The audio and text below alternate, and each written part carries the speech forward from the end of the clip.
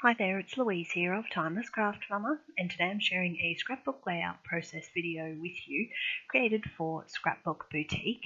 Now I've used the Boho Dreams Collection from Kaisercraft to make this layout, but you'll notice that initially the collection, it has these really nice sort of orangey reds and the craft colours in there. It didn't quite grab me. So what I did was I pulled out some of the elements from this collection that I knew I could use on quite a boyish layout, including this really great black and white stripy paper. And what I want to do is I want to cover up some of the, I call it romantic because I think it's quite a romantic collection. So I want to cover up some of the sort of the romantic elements and really make it a little bit more masculine. So the first thing I'm doing is creating some interest just by tearing some of those papers, and you'll see that I've used the whole sheet of that green watercolor type paper, but I've just covered up the parts of it that weren't really going to enhance my layout. Now, same with the collectibles. What I sort of found was I didn't know whether I was going to have a play with some of the florals or go with some of the navies with the green or what. But I ended up, what I did was I focused primarily on the greens and used just a little bit of the craft as well, just to break up some of that extra green that I had going on there. Now what I've done is I've taken a sponge and some white gesso and I've just popped that around on the page. Just really messy, didn't need to be anything too particular, just enough to give a little bit of blended background for me to start applying some of this colour. Now I've used a light spray of water over the gesso once it's dry, and then I'm using the Dylusions in cut graphs, and I'm just going to spread some different levels of that colour around. Now, it wasn't intentional that the watered down Dylusions was a very similar colour to that watercolour background. It was pure fluke. I just picked it out of my stash and knew that I wanted to use it on this page. But I really love the final effect of how it's actually blended that green watercolour background with that black and white stripy page.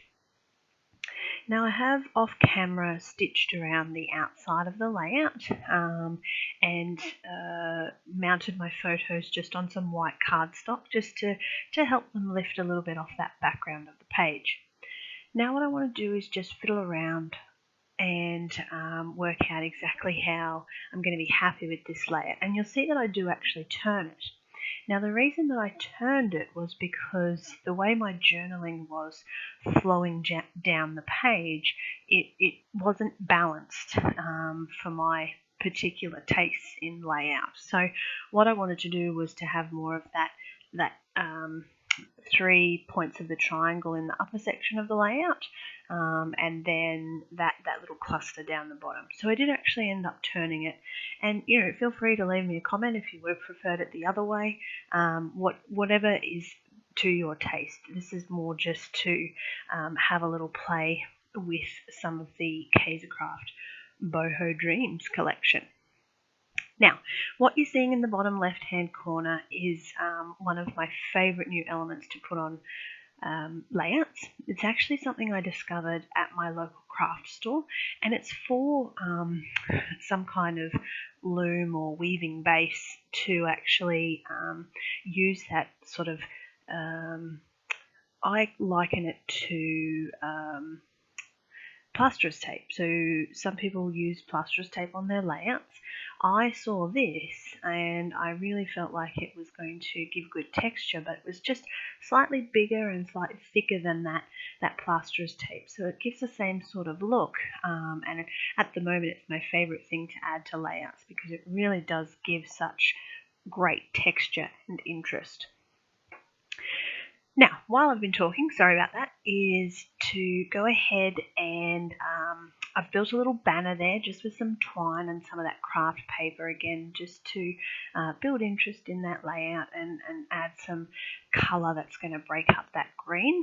And down in the left-hand corner, I've also popped that feather as well. So the layout's coming together. It's pretty much as I want it to be. One of the other things I did was I also added some whipped spackle through a stencil just to, again, give textural interest in the background, especially to that green section, because I like the way it's blending, but it was just all starting to lose the effect in that background. So I fixed that up just by breaking up that area with some of that whipped spackle, which, by the way, is fantastic. So if you haven't got your hands on some whipped spackle yet, make sure you do, because that stuff just goes on like butter. So much fun. Now I've also popped my title onto some clear plastic so I could move it around the page just to give me an indication of where I actually wanted it to go. And once I'm happy with that, I'll remove it and then just stick it down with some glue. Same thing with my photos, raised up on just a little bit of card because I have that twine in the background there. So that just helps bring everything to the forefront. Now, the bottom left-hand cluster, it was working for me, but it needed something a little bit extra. So I'm looking at the supplies that came with the collection, and I think to myself, you know what, I haven't actually used the sticker sheet yet. So I've pulled the sticker sheet out, and I've taken one of those stickers and just using some foam mounting tape just to raise that up a little bit. The twine is also making a comeback as well, just in the form of a bow, and you'll also see in the pictures that I've added some cotton, so just some rolled up messy cotton, and I haven't videotaped that because, let's face it, we can all pop cotton on a page. So the final things I did was I just glued that little cluster, tucked all that cotton in behind, and added some of those arrows.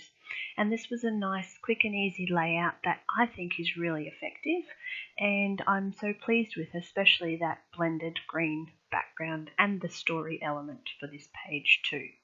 So I thank you for watching. Don't forget to subscribe, and of course check out Scrapbook Boutique.